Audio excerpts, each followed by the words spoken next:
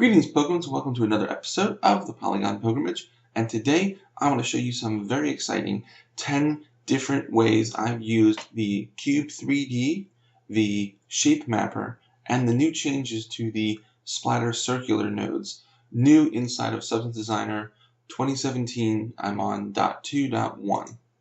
So, starting at the top of the list here, we have some stylized scale mail armor. So here is a little preview of what that looks like. And let's go ahead and take a look at the node structure here and talk about how that works. We're going to take our final outputs here along for the ride and connect things up so we can see each of these 10 different ways that we've used these 3 new nodes, okay? Well, 2 new nodes and some changes to an existing node, okay? All right, so here is our stylized scale mail, and you'll see that it responds to the light very well. That's this really cool pattern, just a little bit of experimentation. And I think it turned out really neat. So let's take a look at how this works. So if you're not familiar, this is the Cube 3D node. And this here is what you get. And then if you drag this little circle around, you can change the angle of this. So let me see if I can create one up here for you because I don't want to mess this one up.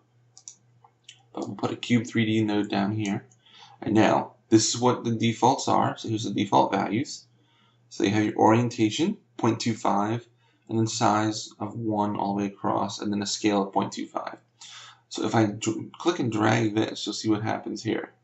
Is the cube actually changes orientation in space here. And by using this in clever ways, we've created all kinds of things here. So I move this around, something like this, and if you change the scale, see what that's doing? So that's the kind of thing that we've done here with the Cube 3D throughout, okay? So if we take a look here, so we changed our Cube 3D, and here are my numbers. They're kind of just, I eyeballed it. What I wanted to do was get as close to this corner here, and then these sides as possible, okay, with a Z of 0.5. So then I did a transform and moved it to the corner, and I kept the tiling on this so that it would go to all 4 corners. And by blending the two together with a max lighten, that puts the maximum values on top. So now I get this really cool repeating pattern. So then I threw that into a tile sampler, and you get your scale mail. And the tile sampler here, I have values of 8 and 8. And let's see what else. Everything else is pretty standard, just pattern input. Didn't really change anything else about it. Yeah. So there you go. Then, just to make our final outputs here, it's pretty simple. Let's come down here. The big magic here is using the Ambient Occlusion. I do this for all the nodes here, so I'll show you one time and we'll kind of skip it for the others because it's the same kind of thing repeated. But a Ambient Occlusion node here, and you have to mess with your values here. Really, it's the height, depth, and the radius you're looking for. I have the quality set to 16 samples all the time. So then just changing these values until you get something that you like here, okay? Then I throw it through a high quality blur grayscale, or a blur high quality grayscale. Intensity here is a 0.77, just to kind of soften up those really harsh edges there because I wanted a more smooth transition between them. So then by using that, you see up here, I blend that with a color, and this is on multiply. So then whatever color I want them to be, you could make them a slightly blue, maybe some more of a steel color, something like that. So that becomes our final texture there. And then the same kind of thing, I went from here, because I like the softness of it, to become the normal map. And then again, with a levels adjustment for our roughness and our levels adjustment for a metallic. And then I did make this a little strange. So it's mostly metallic in the crevices, but that gives you like this really neat sheen to it when it moves in the light. So then for our height is just directly from here, and I put a little note here that for previewing it, you want to put the material, let's see over here, this got to a 0.35, so if we up that to a 0.35, it kind of looks best when you're moving around. See, look at that. Really cool. Okay, and there you go. And then, of course, I do have one of these shapes or designs that we have here where we did a cutout, so everything needs an opacity map. So Opacity, you can do a couple of ways. I haven't really done the research to figure out which one is the most computationally efficient, but for now I'm just putting a solid color white into the opacity. Okay, so let's take our final outputs for a ride with us. Come down here. Now we're going to look at how to create some stylized stones and gravel. So here's a preview of what we get here. Again, we are primarily using, yes, we're using other nodes too, but primarily we're using the Cube 3D, the Shape Mapper, and the new changes to the Splatter Circular. So let's take a look at what we have here. So let's hook these up. See if I can do this. My computer is having an issue again, so I'm trying to work around it, but it's idling at a very high memory percentage, so I think that there's something running that I don't want, maybe malicious, who knows. So I'm looking into that. So I'm keeping a constant eye over on the corner. Anyway, so for our stylized stones gravel here, we're going to take Cube 3D, and a little known node that most people don't use is the Skewed Grayscale. So by throwing this into Skewed Grayscale, I'm going to put horizontal and 1 and a line center, and that makes it really stretch like this. Pretty cool. And don't worry, we have these little artifacts here. We'll handle those in a minute. And then I'm going to Skewed Grayscale the other direction, a -1. And by blending the two together with a min darken, look what we get. If you just focus on the center thing, ignore the little clippy things here. We'll get rid of them in the next node here. This blend node, I'm just cropping a little bit from left and right to get rid of those. But this almost looks like a gemstone. And I thought, that's really cool. And then I thought, let me see what happens if I splatter that, So I did a transform and made this just a little bit more round. As you can see, it kind of brought in the edges a little bit. And then a different transform down here and made it really tall. And I was playing with these two different shapes. Now, this particular layout only uses the one, but the splatter now accepts multiple inputs, so you could splatter both. So if I go to the splatter, again, it's only using this one at the moment. You can see this is what you get right away, which is really cool, but I just felt like it was way too busy. We needed it to break up a little bit. But anyway, our splatter numbers here, if you're following along, 100, 100, no rotation, 290.16 rotation variation, just a bunch there. A bunch on the disorder were 95.35. Disorder angle 298.03, size variation 80.33, output minimum is at a 0.19, and our luminance variation is at a 0.48. And that gives you this here. Now, in order to sort of break this up a bit further, what I did was I blended this with the opacity is coming from another splatter, and I'm splattering just a regular shape node. So basically I'm getting all these super bright circles here, right? The idea is that this is going to become the opacity for this.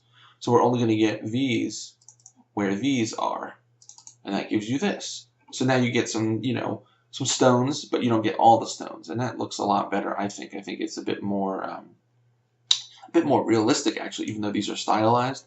A bit more realistic to the distribution. You wouldn't have, tons and tons of stones unless you're making gravel.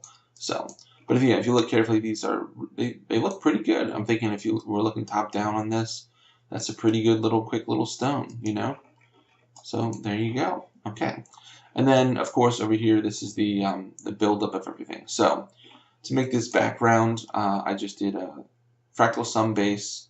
I did a transform 2D to kind of shrink it, so I get more repetition. I wanted it smaller, and then just blended that with a color. A multiply 0.75 just to make it a little bit darker so the stones would stand out for presentation purposes. And then over here, we're putting together all of our outputs. So again, blending the two together, and we're using this as our opacity for that, so that way the stones appear on top of the background. Very cool. So this becomes the color. The normal map just comes right from here. And then here we have a couple of, let's see, this guy is for our roughness, yeah. So as you can see here, we want a little bit of variation, but we want everything to maintain a pretty rough posture, because this is, dirt and stones and such. Our metallic is absolutely black. Our height I took mostly from our build up here, but what I did with it was I changed a little bit of the blending with the colors to make sure that we got a very dark background, and then the stones kind of were the highlight of it, so that way they come forward more. And again, ambient occlusion, okay? And again, you need to mess with your settings here. Mine are very, very minimalist. I'm at a 0.01 and a 0.02. And then I do a high quality blur grayscale. And again, this is set I always set the quality to 1. And then really what I mess with is the intensity. So the intensity here is a 0.31. Okay. And then again, of course, solid for the opacity. All right, let's get to some cool stuff. So come down here. Let's hook up our frames.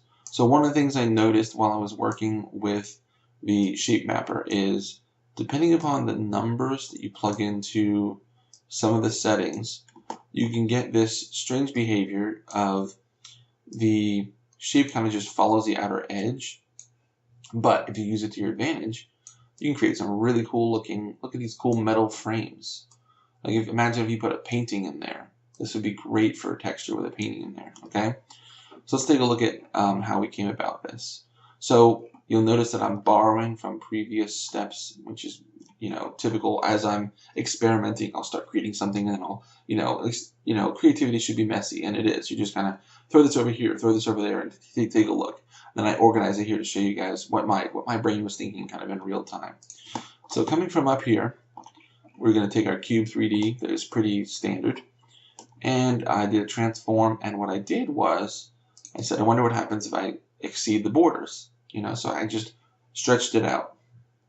Then here's the new shape mapper node, and the shape mapper is so cool. You need to play with it and just mess around with all these settings, and you will get some awesome stuff. So by taking this shape, no pun intended, into the shape mapper, and I have polygon pattern output is set to 8, segments is set to 4, so there's only 4 times that it's being used, so it automatically kind of creates this frame. And then I just set the radius to 0.89 and a width of 0.2, and this is what you get. And it's just really cool kind of like frame right away. Now, in order to kind of chop off this little bit of weirdness that happens here because of the way my shape is, what I did here was I created a shape node, and setting it to square, I kind of brought it in just a little bit. And then if you invert grayscale, and use that as a mask, you can see here I can cut it off right before it starts to get wobbly. And there's an automatic kind of nice beveled frame. There you go. So that's one frame, and then I just kept going and saying, what are other types of frames I can make? So here's the same kind of thing, but then I really blew the numbers out further. So this is 0.85, 0.02 with 8 segments. 8 pattern input, 4 segments. And then this one, I did the same kind of thing, but see, it's like thicker. So you have a larger frame, okay? Then down here, I just took that and I blended the two together on top of one another, and this creates a really nice 1 and 2 kind of pattern. So that's pretty cool. And then down here, I noticed that if I go a little bit further with this and I put polygon 8, 4, and radius of 0.89, you can get this kind of effect. And this is pretty weird. So this is a shape mapper from, let's take a look. Grab this line. This is a shape mapper from way up top. So I'm coming from my gemstone, right? So I said, what happens with the gemstone if I have the gemstone and I put that into a shape mapper? So let's take a look. So we come down here, and this is what you get is, it's trying to put the gemstone in these 8 different coordinates, but because of the way I had the settings set from doing my my frames, I got this kind of weird look, and I thought, oh, you know what? This would be pretty cool if we got rid of these side pieces, okay? So to do that, again, we take a shape node, kind of scale it into the center. This is a 0.5 on the X, and I'm going to blend it with a max, add linear dodge, blend it with itself rotated 90 degrees, and then invert it. So we only want to keep what's in these white corners, which happens to be, when we blend it together, these things.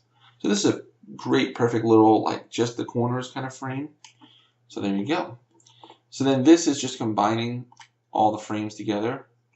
As you can see here, I do the levels trick where I max out all the values to the one side, to create a quick mask.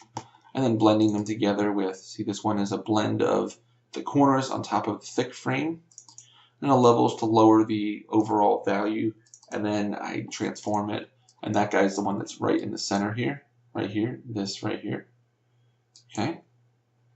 And then these others up here, you can see the transform nodes, and we're just putting them all together so that we get each of the different types of frames.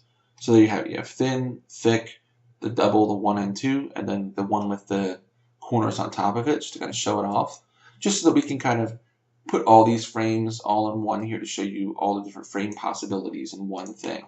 But each of these I would consider a different output, a different way of doing this. And then over here, this is just building for the presentation purpose. So I used the Metal 003, which comes with Substance Designer. And so I just brought that in, and I'm blending the color off of that to get this really nice detail in here. And then I'm not even using I should be using this into the normal as well, but the normal is coming only from here. So then blend again with a little bit of color overlay, I think. Let's see, yeah. Blend with a color, and then that becomes the basis of my roughness. Our metallic as well, that's fine. We just want to kind of show it off. And actually by using the metallic, it created this sort of, or rather the roughness, it created this sort of a metallic frame look to it. I really like that. There we go. Okay, and our height, again, this is the reason, this is the reason for this guy here, lowering the overall values, because I wanted that guy to not poke out quite so much. Okay, and then again, our AO, okay, so again, this is very small. So I turned the radius way up for this one, but then brought the height depth down to 0.1. You see, this is what I got, and I was pretty happy with the results of that. And then, of course, then I blur it at a low level just to get rid of some artifacting. Okay, so that was our corners. Now, let's take a look at a really easy way to make some cool rings. So rings are typically a little difficult, I find, because you have values and you cut things out, and it doesn't really kind of work out super easy all the time. Well, here's a quick and easy way to make a cool looking ring. And then of course then you can take this and you can transform it down and you can make it any size and shape you want. Okay, so here's our cool easy ring. Take a look at that guy. That's pretty cool, right? So the way I did this is shape mapper node from, let's take a look at where he originates, all the way back to our original cube again. See? This cube is super handy. So if we come down here, you'll see what we got going on. This ring is created by setting this shape to circle and setting my pattern mount to 0, which is technically impossible, but it's one that's been stretched all the way around. But because the cube has this automatic sort of gradient to it, this is what happens to the gradient. And I instantly thought, wow, that's cool. Now what if I could take the same kind of ring, invert the gradient, scale it inward so that the two meet right at the center. You'd create this really cool gradient from dark to light, and then from light to dark, and you create this nice, cool kind of donut ring shape. So that's what we have here. So pattern is 0, radius of 0.5, width of 0.5, nothing else changed. This is what you get. Kind of perfect. So then I did it again, and this time, let's see how we did this guy. 0.5, 0.5. I clicked on this, flip 1 on 2. And that's a really cool thing you can do when you have a pattern that is, 8 or 12 around. You can say flip 1 on 2, and every other one gets rotated, and that way you get this cool kind of on-off, on-off, on-off look to it. Okay, so we're going to blend the two together. Okay, and again, don't worry about the extra bits on the edges. We'll get rid of that in a second. This transform is to scale this down so that the two meet right at this white line. Okay. Blend here, this is to cut off those little edges there, see? So everything's nice and clean again. I did a blur grayscale just a little bit to kind of soften it because it was giving me some major artifacts when I was trying to do other things. And oh, these are all for those. Okay. So then, I'm just going to blend this with a color background so that we could, present it to you here. And then there's nothing really special here at all. This is the color. It goes right into the normal map. It goes right into the roughness, the metallic, everything here. I'm just throwing this together so that you can see it presented here, because the shape is really the important part. So now if you need this kind of a shape, you see how I technically created the shape from 2 nodes, but then I created this with, you know, a copy of it inverted and then blended together. So maybe 5 total to create this. So I think that's pretty cool. But the base shape here, if you don't count scaling and all that, is with 2 nodes. The Cube 3D and this guy. Awesome. Okay. Let's move right along. So we're going to bring this down here. Let's start taking a look at some of our super fancy stuff that you guys are going to love. You can see already it's pretty crazy. So this I called the Gothic Box. And this was the first one I created when I was just experimenting with what the nodes can do. Okay. And then I created a second iteration later on, which I think is even cooler. So this is the Gothic Box. And the way I made this is I took our ring that we just made and I said, I wonder what happens if you throw this to a shape mapper. So I threw this into a shape mapper and you get some crazy results, which is awesome. So setting it to circle, pattern of 2, it starts to really warp this. And I thought, wow, that's cool. So then I said, okay, let me blur that a little bit to kind of soften it up. And then I said, let's do a blend and cut 1 off. And I just want this one kind of almost like a smiley face looking thing. Let's move it to the center.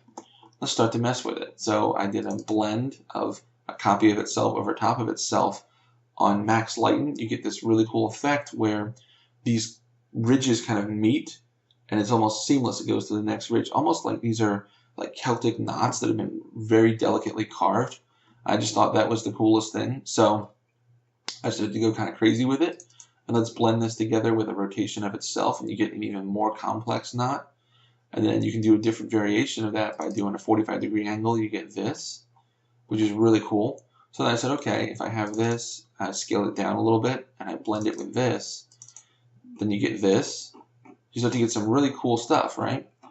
Well, then down here I said, okay, let's take this and throw it into the new Splatter Circular. The new Splatter Circular has some pretty cool settings. Look at all the settings to it. I mean, we got a huge update with this, guys. So I threw it into Splatter Circular, pattern of 10, okay? Image input, of course, radius of 0.25. Let's see. So then here's where I started to mess with things. The size, 0.47, 0.25 to kind of get this shape to it. Scale of 2. And then center orientation. Yeah, that's it. I didn't really start to mess with the rotation, but you can do some pretty crazy stuff here with this luminance by ring number. We're going to mess with that later. And you have 2 different rotations now. You can rotate the entire pattern if you need to adjust something, or you can rotate each one as it turns. I think I can do a little bit out here. No, it's rotating all together. Okay. Not going to mess with that too much because the live preview with the computer problems we're having, I would probably crash it. So by doing that, and then I did the reverse, and then you blend those together, and look what you get. You know, you get some really cool patterns here. Then, just by happenstance, I was messing with the levels, and messed with the levels a little bit. Here's what they started to look like. This just looks so cool. It almost looks like these glowing lines. And I thought, man, that's insane. We have to use that. So up here, I put those glowing lines with, I did the same technique off of this. I just copied the node, the levels node, put that into there and blend the 2 together, and look what you get.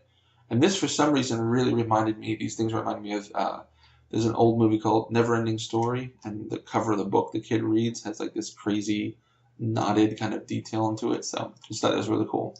So then threw this through a histogram scan to kind of create more of a mask out of this. And then blend the 2 together with the mask, and you get this even cool, more layers of depth to it. So then we're going to levels that into it, and there you go. You get 0.5 on the multiply from the levels of this. Then I took one of these and shrunk it down. I put that on top of it. So there you go. Kind of just reiterating its own shape. Then this guy, we're going to get these corners. So let's go talk about these corners real quick. So these corners, this is a pretty cool effect. I took this guy and I said, this is pretty cool. I want to create like a knotted rope out of this. So down here, in the Splatter Circular, quote unquote, I'm not actually using the circular nature of it. I'm doing pattern 2, pattern amount random 1, ring 3. So this ring amount now, you can have a circle and you can create concentric rings out of it. And we'll do more of that later, so you'll see that. But by doing a ring amount of 3, but we only have 2 and only a pattern 1, you get this kind of effect. So it's duplicating it like this instead of like this. Very cool. Radius of 0.24. Just looking for the things that I've changed. Size of 0.3, 0.4. Okay, scale is set to 1. And we've done nothing else to it, I think. Yeah. So this is what you get, which is really cool. Look at that. So then throw that into a transform, move it up to the corners. Again, blend it with a transform rotated copy of itself, of this. And then here, we're going to do a max lighten. And you see what we get is it's creating those ridges for us and kind of looking like it's almost sculpted. I thought this is perfect for like the corners of a box like this. Isn't that cool? So then that comes up here and we blend that in. And the rest of this again is putting together for presentation purposes. Pardon me. So this is getting the color from that stone or that metal earlier. And then here I am kind of combining the two normal maps. So I'm using this normal map and I think the one from the, scaling down the one from the stone, from the metal to get this in the background here. As you can see as the light hits it. So something like that. And then here we're doing our different maps. So this is our roughness, which is an adjusted version of this, with color blended over it, because I wanted the background to be more rough, and I wanted this metal to kind of shine a bit. And then here metallic. So this I kind of went a little different with it. I wanted the background to get a little bit of metalness, but then of course these things remain metal, and the pits of course not metal. And then our height, everything kind of stands out with the background being darkest. And then our AO, and of course we blur it just a little bit. And it goes into these blend nodes because these are what we're connecting to the final output. So these would really be the final outputs, but this is our final outputs for the whole thing. I'm just dragging it around with us. Okay. And of course a solid opacity. So we got 2 more. Okay, so just bear with me. Let's go down here. Let's take a look at Gothic Box number 2. I think that this one's even cooler. I know that's hard to imagine right now. Let's start hooking this guy up and you'll see him change here. And this guy I think is really cool. So we'll connect him up. One at a time. There we go. So this guy I think is really awesome. And let's take a look at how he came to be. Okay? So I took, if you look here with these lines, all these lines are coming from our ring here. So once I created the ring, I had this idea of what happens if I throw that ring into a splatter circular. And you get some really awesome effects, okay? So our pattern amount is 6. Our ring amount is 2. So if you put ring amount 1, you get something like this, where it does like 1 copy. Ring amount 2, you start to get these rings, but then each of those rings has a child ring. So that's really cool. And then down here, I mess with the radius, 0.28. Radius ring multiplier, 1, that determines the size of the child ring. And then 1 on the spread, let's see, 0.5, I didn't mess with any of those. Down here is what I messed with. The luminance by ring number is set to 1. So that means that our initial rings are full brightness. And then everything else starts to get darker and darker as it goes. And you get this really cool effect of how these rings are kind of underneath these rings. And it's sort of creating some automatic height map information for us, which is really awesome. So then I mess with a couple variants of this. So this guy is with 8 instead of 6 rings. Just thought that's pretty cool. This guy is with only 4. So here we're just taking that one shape and 4 times. Down here, this guy is set to 4, but then what I did was I used the random mask down here. Random mask of 0.04.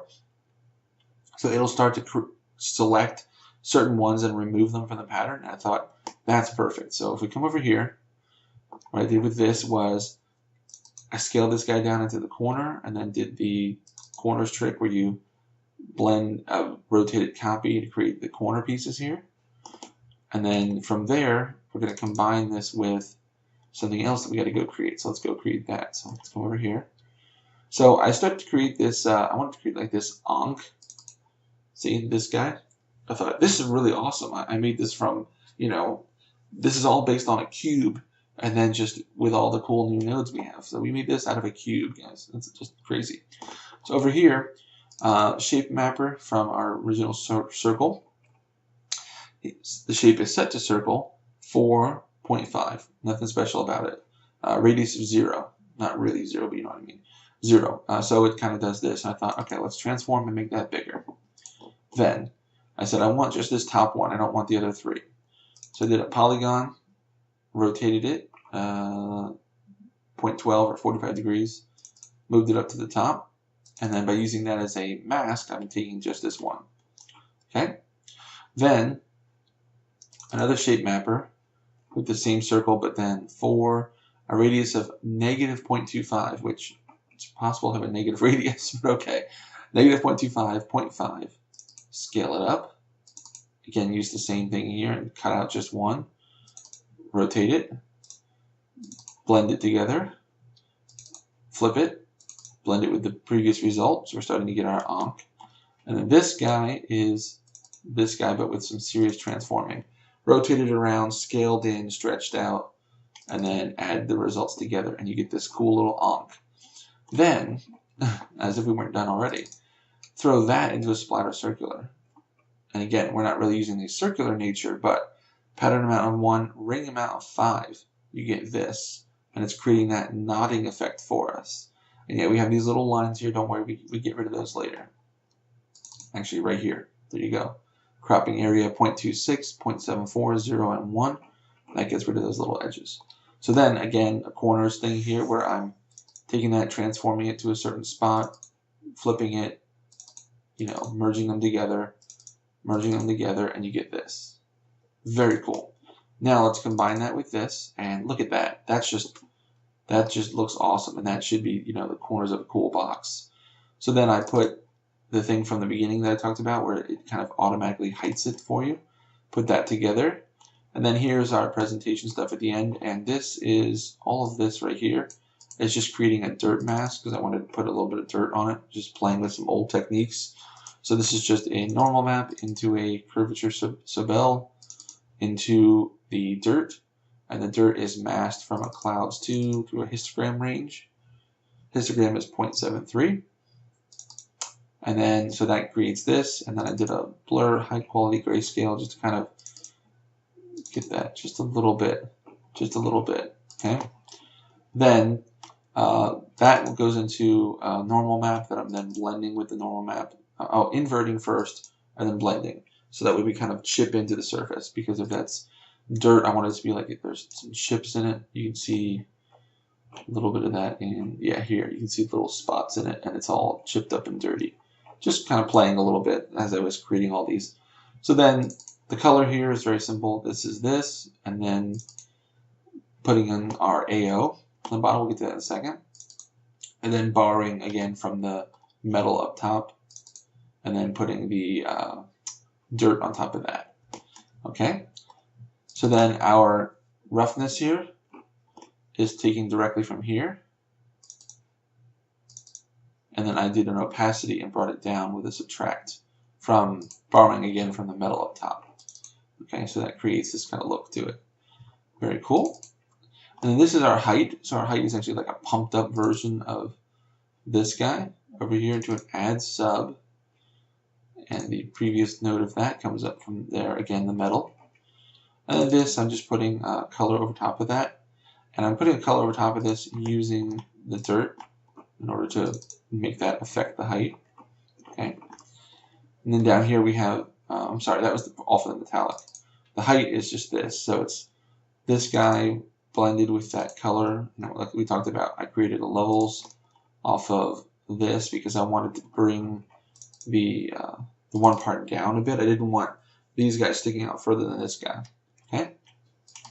Ambient occlusion, again, you need to mess with your figures to your liking, but mine is 0.06, 0.03, and then blurred a little bit, and then of course a solid opacity.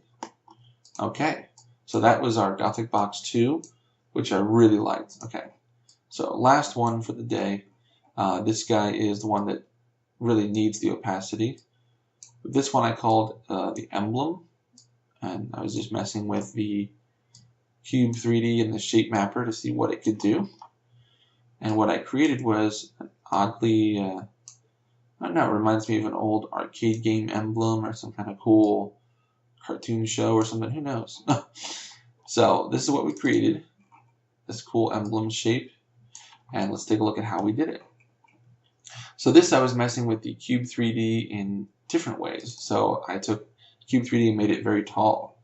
So you can see here, it's only 0.5 on the X and Y, but on the Z it's 1. So it's very, very tall and cool. And then this is the power of the shape mapper. Okay, so I threw it in the shape mapper, and this time I'm using the polygon. And with pattern amount set to 4 segments of 3 width of 0.52, and I rotated it 270 degrees to flip it around like this. And there you go, look at that. It's taking that cube and stretching it nicely. So I thought, this is really cool, let's see what we can create with this. So I have a different cube here where I just made a smaller cube. We'll see that in a moment. But coming from that cube, throwing that into the shape mapper, set the circle, pattern amount 8, radius of 0.09. Then you get this. And then I said, okay, let's keep going. So the same cube again, but a little bit bigger. So radius of 0, width of 1, you get this. Then throwing it in and saying circle, pattern of 2, you get this. And these are really cool, almost reminds me of like an axe head or something like that. And then what is this guy? I think that's this is a duplicate because we need to make some changes. Okay, so these are the cool shapes that we made, and then I said, okay, let's start to throw this together into like a logo of some sort or something. So I like this. I thought it was very cross-like, very almost like an angel or something. So I said, let's put a cube in the background, kind of make a logo out of the cube. So that gives us a nice basis to work on. Then this, we're adding in, I took this, and I'm just going to cut off the top part and just get these bottom 3. And they kind of stuck out from here. I thought that's really cool. Let's keep going with that idea. Same thing again, but let's take the top, just the top 3, so kind of eliminating the cornered, and those go up top there, and that looked really cool. So then this guy, we're adding another cube in here, and this cube is flipped upside down, and then this is to create the mask for it, to put it in there. So then you get this kind of underlip, and it kind of broke through the surface here. And these are all with max lighten so that we can kind of combine the light values. So that's pretty cool. Okay, so then what are we going to blend in next? So I took this guy, which is like a larger version of this, and then again, cut off just the top ones, throw those on top there. And this was an unexpected result, but then again, that's what experimentation yields, is this kind of cube shape goes here and stops, and then this one sort of like expands, it gets bigger, and you can have another one expands, it gets bigger. I like that kind of segmented look to it. So I thought, oh man, that's really cool. So then this guy, we are adding, I took this shape, and by taking exactly, or a little less, a little more than half from the top, I kind of cut these off like little winglets.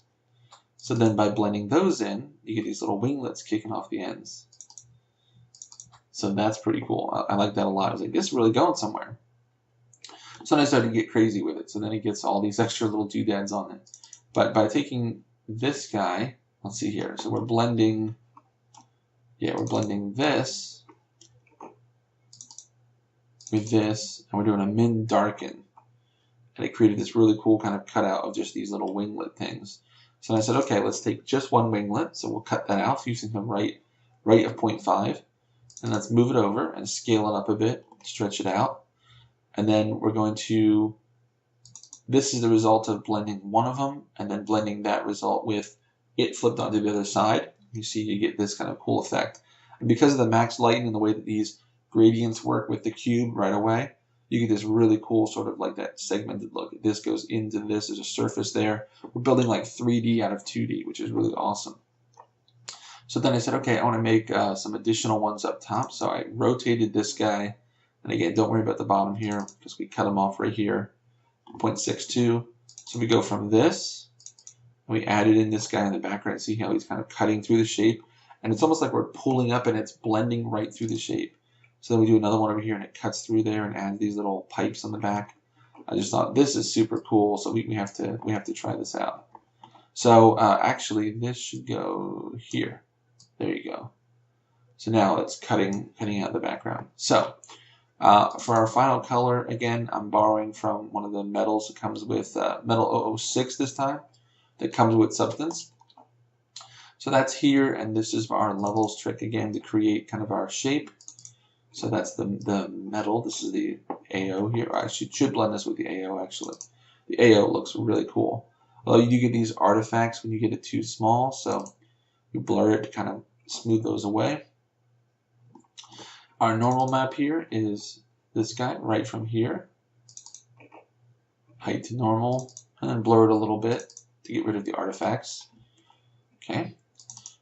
Our roughness, I just took directly from the metal and said, sure, you can use that, but only in this area. And for the metallic, it's just pretty much white. I did take from there. There's a little bit of variation to it, but our height is just kind of this guy cut out, thrown in there. And then again, our opacity is this guy so that he can stand on his own. This works really well with the plane, the high quality plane. That works really well with that. Okay, so that's all I have for you today, guys. I hope that you've enjoyed. I will put the file up if I can. I need to make sure that it's the right formatting and all that kind of stuff, but I'll put the file up so you can take a look at this, and I hope that this explanation has really helped and you guys have enjoyed very much. Take a look at the the different notes here. The shape mapper, the cube 3D, and the changes to the splatter circular have been amazing for what the creative potential is now inside of Substance. I mean, it always was. The creative potential was always amazing with this software, but now it just keeps getting better. So I wanted to show you guys what I've been able to come up with, and I hope that it is helpful to you. So, okay, that's all for this week, guys. I hope you have enjoyed. If you have any questions, please let me know. Until next time, keep practicing, get better, and I'll see you next time as the pilgrimage continues.